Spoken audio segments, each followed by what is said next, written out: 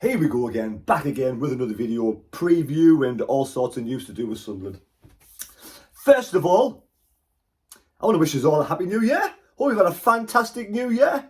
Now, New Year's Day started amazingly with that absolutely battling, tremendous performance against Manchester City, a 0-0 draw on New Year's Day where the lads give absolutely everything. And for me, that game was probably the start where you couldn't keep that kind of performance up for the next two games against Spurs and against Brentford because you left everything on that. I mean, that's all you can ask, can't you, really? And we can't rotate the squad. That's all you can ask. The players give 100% on the pitch and give everything for the shirt. And they did that day. That was unbelievable for every single player on that pitch to do that. It was a superb performance to keep our unbeaten home record going. Absolutely fantastic in the Premier League. Let's, take away the last couple of games, especially the Brentford match. What a season it's been. The head coach, Regis Lebris, has been absolutely fantastic. The squad have been amazing. And even through this tough period, December was supposed to be a real hard month. Losing 6 players to Afcon, that's a quarter, a third of your squad out. Your first teamers out. 4 first teamers out, a third of your squad just about missing. And then, of course, injuries to Dan Ballard with Achilles, injuries to William Easterdor. Going to be an update very close to date to see whether he's available for the Saturday game against Everton in the FA Cup. But after the Manchester City game, we went to Spurs, battling performance again, poor first half. Very jaded, leggy. It looked like a lot of that game was sort of creeping over, because remember, it was only Thursday, then Sunday against Spurs, and we kind of for me, was again 2 trains of thought. You were either leaving a lot of energy for the second half and trying to see out Spurs, let Spurs dominate the first half, let them get tired, keep it at 0-0, and second half really go at Spurs. Unfortunately, we did let a goal in, so we had to come back against Spurs, and Brian Brobby's goal was fantastic, of course, and only 1-2 with Enzo Lafay. Let's face it, before we get to the Brentford game, Enzo Lafay has had some absolutely fantastic performances this season. There's no doubt about it. He's got a great skill set. And he was he's been man of the match on numerous occasions this season. So, after that battling performance against Spurs, a good 1-1 draw, and Brentford's home record is tremendous. 5th in the Premier League they are now, so they're playing really well under their head coach. With probably Thiago, the second best striker in the league for me after Haaland. So a 25-year-old, he's on fire, the Brazilian, and to keep him quiet, that was probably the nature of the beast. We had to do with Thiago what we did with Haaland. Mukiele and Alderweireld put him in the back pockets, but clearly, they would look as if they were even leggier and even tired. And Alderweireld against Brentford was really out of sorts, wasn't he? Off the pace, and we give Thiago far too much space. Ballard and Alderweireld give Thiago far too much space for the first goal, and that's where we're going to Enzo Lafay. That penalty he took was the wrong choice. End of the day, he's a young lad. In hindsight, we look back and we say, yeah, he's made the wrong choice. And I think he'll know inside that was the wrong choice, and I'm sure they would have a good team talk about it, and Regis Lebris would have a mention about it, and probably get his train of thought right. And now the dust settled after that Brentford game. It was an all-round poor performance. Let's face it. Everybody looked out of sorts. They look tired. They look leggy. They need this break now, and we got players coming back. We got Siddiqui back now. We got Traore back now. We got Mazuaku back now, who actually could fit in at some place, but I don't know if he got a bit of a knock. And also Ronaldo. So these players coming back from Afcon. I like to think that Ronaldo possibly for me would need a bit of a rest to recuperate because of his age, and then get him right ready for the next real big push in the Premier League. But would you want to start one or two of the other ones in the FA Cup clash this weekend? But yeah, so after that battling performance against Spurs came Brentford. Brentford for me was very, very disappointing. But we were forced to probably start Chris Rigg because of Isidore being injured still and having nobody up front to replace Bobby. So maybe that train of thought was keeping Mjenda and Mundle fresh for the second half against Brentford and have a good second half like we did against Spurs, keeping them fresh, soak up the pressure away from home in the first half, keep it at 0-0 and then go for them in the second half. Didn't work out again, went behind. We go behind a lot in away games, of course, of late. But yeah, lots of poor performances, lots of, the passing was shoddy, the decision making was out of sorts. It wasn't our normal high performance, let's face it. You got a lot of people out there twisting, saying, "Oh, we're going to drop off now. We're going to fall a bit." It's bollocks. It's a one-off bad game. You've got a bad day at the office. Put it to one side, push it under the carpet, and move on. We've got bodies back. We've had Ballard missing. We've got Isidore missing the last 2 games, so you can't really freshen up the front line. And then you've got the 4 players back now from Afcon with 2 to return in a couple of weeks. So. We're going to get better and we can delve into the transfer window. There's rumours about getting a striker, about a right winger, midfielder. So they will be doing their due diligence and looking at bringing players.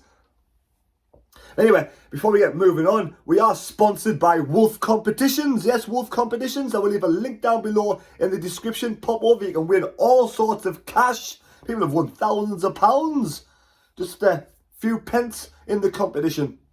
So don't forget to give Wolf Competitions. Have a look down the link down below. If you haven't already, already somebody who's had a little bit, it's like playing the lottery. You go and pay a ticket for the lottery, you got more chance of winning on Wolf Competitions than you have done.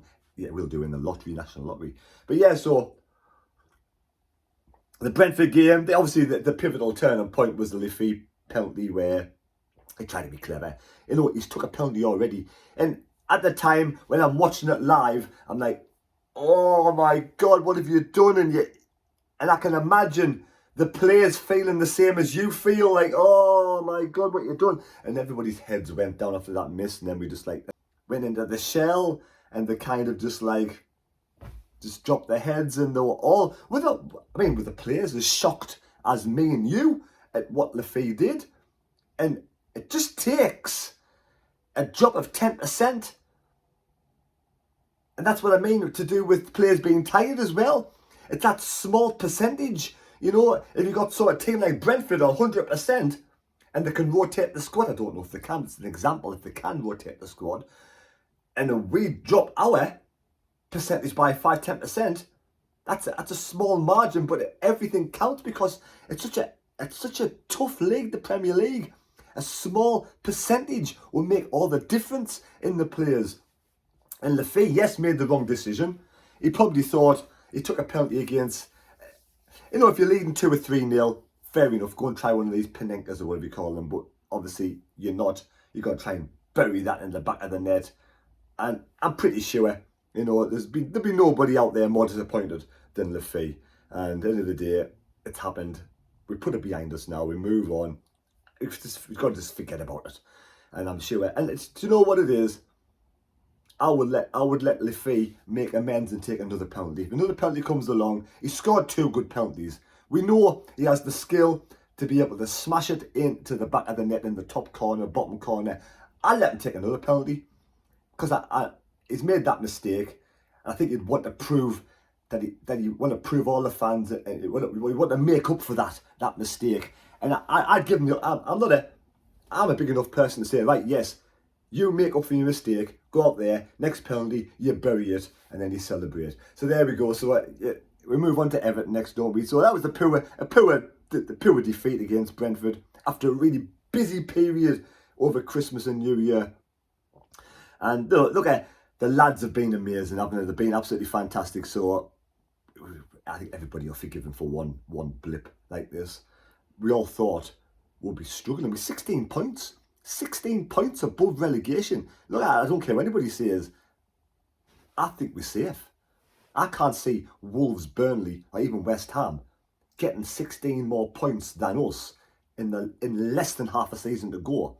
It's not. I don't think it's possible. We're going to get points. Afcon players back. We'll get the squad. Make 1 or 2 additions in. We are going to get points between now and the end of the season. No bone. I've got full confidence in the lads reaching 40 points very easily. But Everton this weekend in the FA Cup, time to rest the majority of the players. I'm going to play one or two, and my reasoning is behind this. Now, this is the team I would start if Isidore is not fit.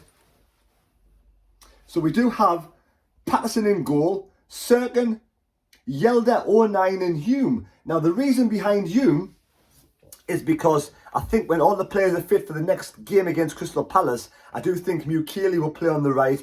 I think Ballard, Alderete in the middle, and I think Ronaldo on the left. So Hume will be on the bench. So for me, Hume can afford to go to his natural position against Everton and put 100% in, then have his rest for the bench against Crystal Palace. Then we've got, of course, Dan Neil, Harrison Jones. Now, you could play Siddiqui in the Jones position. I'm just thinking, I don't know how fit Siddiqui is. I don't know if he'll want to play a game this weekend or want to recuperate, recover and get ready for the Crystal Palace match. If not, end of the day, the cup isn't the end of the world. So young Harrison Jones in there possibly. You could even actually have a case of saying, bring one of the young lads in O'Nien's position from the under-21s and put O'Nien in Jones's position. Right, so we've got Rigg as the number 10, where I think Rigg is probably, he's wasted. I don't really want to see Chris Rigg on the right, to be honest. It's he's getting a lot of stick. He's a young lad. He still needs to bulk out. He's still only a young lad, you know, he's still grown. He's got tremendous ability, tremendous skill. And it's not nice getting all the negativity for the young lad out on the right, who he's not having it's not his natural position. He's up against some flipping good Premier League. Remember, this is the best league in the world, playing against the best players in the world. And Chris Rigg stuck out there on the right in a natural position against some fantastic players. He's struggling. So we need to move him back into the middle or put him out on loan. So we get all the players back. Players like Chris Rigg it would do him the world of good to go out and loan to the top half of the Championship and get some real good game time, just to really get him, you know, back to full fitness, of game time fitness as well. And, you know, it's a struggle in the Premier League. So for me, Chris Rigg, yeah, I'd give him the number 10 role this weekend.